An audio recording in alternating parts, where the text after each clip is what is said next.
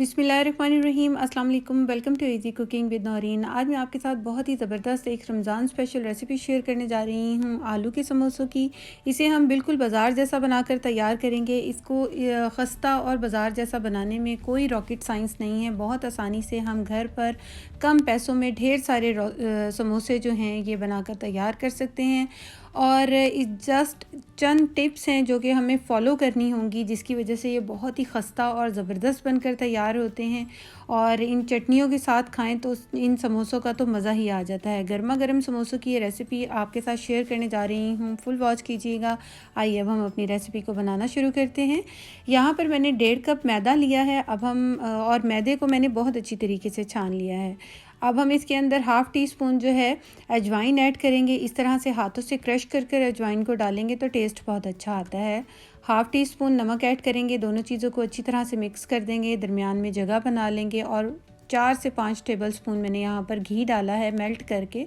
आप चाहें तो ऑयल भी डाल सकते हैं, लेकिन घी डालने से जो है ये ज़्यादा खस्ता और ज़बरदस्त बनते हैं।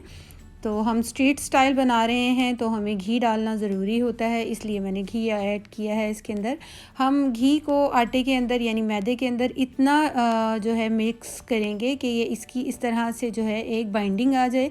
और जब इस तरह से बाइंडिंग आ जाएगी तो हम इसके अंदर थोड़ा थोड़ा सा पानी डालकर जो है इसको गूंद लेंगे। हमने इसकी सख्त डो गूंदनी है।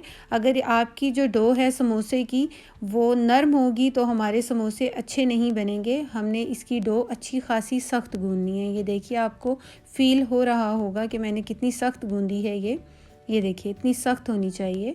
और अब हम इसको कवर करके तकरीबन आधे से 1 घंटे के लिए ज़रूर रखेंगे ताकि ये अच्छे से सेट हो जाए। और अब हम इसका नेक्स्ट स्टेप कर लेते हैं। यहाँ पर मैंने इसको कवर कर दिया है। अब हम इसका नेक्स्ट स्टेप करते हैं। यहाँ पर मैंने जो है आलू को पहले से ही बॉईल कर लिया था और इसको हम मैश कर लेते हैं। हमने आलू को बहुत ज़्यादा मैश नहीं करना। मैं आपको हाथों से चेक करवाती हूँ कि इसको कितना मैश करना है, इससे आपको ठीक तरह समझ आ जाएगी। ये देखिए, इस तरीके से हमने इसके चंक्स रहने देने हैं। आपने जब भी बाज़ार से समोसे खाए होंगे बाज़ार वाले, तो उसके अंदर चंक्स होते हैं। उसका जो भुरता होता है आलू का वो बहुत ही मैश नहीं होता, छोटे छोटे से उसके अंदर जो हैं चंक्स आते हैं।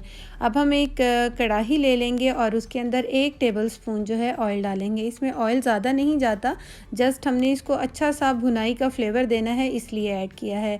हाफ़ टी स्पून इसके अंदर जो है ये राई दाना डालेंगे। चंद सेकंड के लिए मीडियम फ्लेम पर हमने इसको फ्राई करना है। और इसके बाद हाफ़ टी स्पून ही इसके अंदर सफ़ेद ज़ीरा ऐड कर देंगे। इसको भी हमने चंद सेकंड के लिए फ्राई करना है, बहुत ज़्यादा नहीं फ्राई करना वरना कड़वा हो जाएगा हमारा मसाला। एक बड़े साइज़ के प्याज को रफली चॉप करके मैंने डाल दिया है, बारीक चॉप करना है। और इसको हम 2 से 3 मिनट जो है मीडियम फ्लेम पर हमने प्याज को फ्राई करना है। ना तो ये बहुत ज़्यादा सॉफ्ट होने चाहिए और इसका कलर तो बिल्कुल भी चेंज नहीं होना चाहिए। यहाँ पे 2 से 3 मिनट मैंने प्याज को फ्राई कर लिया है। अब इसके अंदर 1 टीस्पून मैंने यहाँ पे डाला है भुना हुआ और कुटा हुआ साबुत धनिया। 1 टीस्पून नमक ऐड किया है। 1 टीस्पून ही मैंने यहाँ पर सुर्ख मिर्च डाली है कुटी हुई। और हाफ़ टी स्पून यहाँ पर मैंने डाला है ये ज़ीरा पाउडर। इन सब चीज़ों को अच्छी तरह से मिक्स कर देंगे। इसके अलावा हमने कोई भी इसके अंदर ऐसा मसाला नहीं डालना जो कि इसके फ्लेवर को जो है आलू के बेसिक फ्लेवर को ख़त्म कर दे। अब मैं इसके अंदर डाल रही हूँ 2 टेबल स्पून यहाँ पर मैंने मटर ऐड किए हैं। ये फ्रोज़न मटर हैं, आप चाहें तो ताज़ा भी डाल सकते हैं और चाहें तो इसको स्किप भी कर सकते हैं। अब जो हमने भुर्ता बना कर रखा है, आलू को मैश करके रखा है, उसको ऐड कर देंगे। अच्छी तरह से पूरे मसाले में हमने इसको मिक्स करना है। मीडियम फ्लेम पर ही हमने इसको मिक्स करना है, 1 से 2 मिनट ज़्यादा नहीं पकाएंगे। और इसके बाद चूल्हे की फ्लेम हमने बंद कर देनी है और उसके बाद हमने हरी मिर्चों को और धनिए को ऐड करना है। 2 से 3 हरी मिर्चें डाली हैं बारीक काट कर और हाफ़ बंच मैंने हरा धनिया डाला है। हरा धनिया थोड़ा ज़्यादा जाता है। अब हम इसे ठंडा होने के लिए रख देंगे। यहाँ पर हमने जो आटा गूंदा था उसको हम देख लेते हैं।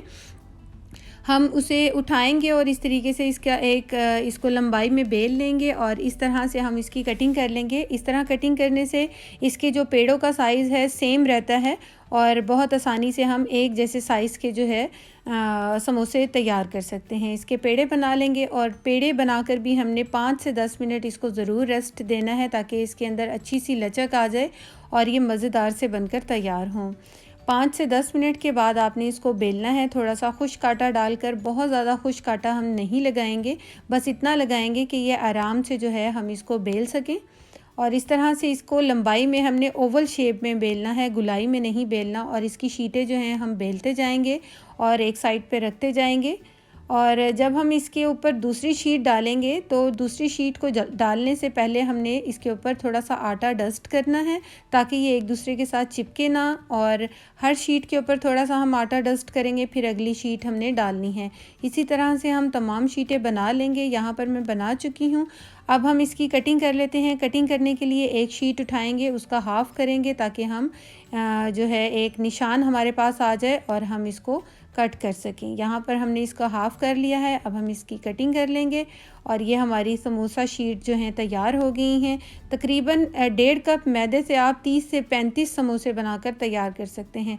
आधा किलो आलू हैं, आलू भी कोई ज़्यादा नहीं हैं, तो आप देखें तकरीबन 100-150 रुपये में आप कितने ढेर सारे समोसे जो हैं बनाकर तैयार कर सकते हैं। यहाँ पर अब हम एक समोसा शीट उठाएंगे, उसको उसके किनारों के ऊपर पानी लगाएंगे और इस तरह से उसकी तिकोन बना लेंगे और अच्छे से दबा देंगे हल्के तरीके से। और अब हम इसके अंदर जो है आलू की स्टफिंग कर देंगे। अच्छी तरह से हमने इसके अंदर फिलिंग करनी है आलू की, और इसके बाद इसके किनारों पर हमने पानी लगाना है और इस तरीके से जो है इसको हम बना देंगे। ये समोसा बनकर तैयार हो गया है। आपने देखा होगा कितनी आसानी से ये जो है बन जाता है। बस हमारा जो आटा है वो अच्छे से गूंदा होना चाहिए, यानी कि थोड़ा सख्त गूंदा हुआ होना चाहिए, तो बहुत ही ज़बरदस्त समोसे बनकर तैयार होते हैं। और इसको जो है इसके किनारों के ऊपर इस तरह पानी लगाते हुए देखिए कितनी इजीली हम तैयार कर सकते हैं। इसी तरह तमाम समोसों को हम तैयार कर लेंगे। एक के ऊपर एक समोसा रखने से पहले इसके ऊपर हल्का सा हमने खुश्क आटा जो है डस्ट करना है ताकि ये एक दूसरे के साथ चिपके ना। आप चाहें तो इसको इस पोजीशन पर जो है फ्रीज़ भी कर सकते हैं, लेकिन थोड़ा सा इसको दूर दूर करके रखिएगा ताकि एक दूसरे के साथ चिपके ना। जब ये फ्रीज़ हो जाएंगे तो किसी भी जिपलॉक बैग में डालकर या कंटेनर में डालकर आप इसको फ्रीज़ स्टोर कर लीजिए। यहाँ पर ऑयल को भी मैंने मीडियम फ्लेम पर गर्म करने के लिए पहले से रखा हुआ है और ये अच्छे से गर्म हो चुका है। हमेशा समोसों को गर्म ऑयल में ही आप फ्राई करें, कभी भी ठंडा ऑयल नहीं होना चाहिए। एक एक कर हम इसके अंदर समोसा डालेंगे और मीडियम फ्लेम पर ही हमने इसको फ्राई करना है। तेज़ आंच पे करेंगे तो समोसों के कलर ख़राब हो जाएगा, कहीं से कुछ और कहीं से कुछ। अगर आप मीडियम फ्लेम पर रखेंगे तो तमाम समोसों का जो रंग है, कलर है, वो एक जैसा आएगा। बहुत ही गोल्डन और ज़बरदस्त से ये बाज़ार जैसे समोसे हम घर पर बहुत आसानी से तैयार कर सकते हैं। देखें सब समोसों का कलर एक जैसा आया है और कितने करारे और ख़स्ता बनकर तैयार हुए हैं। और बहुत ही ज़बरदस्त ये रेसिपी है, बहुत ही शानदार बनकर तैयार हुई है।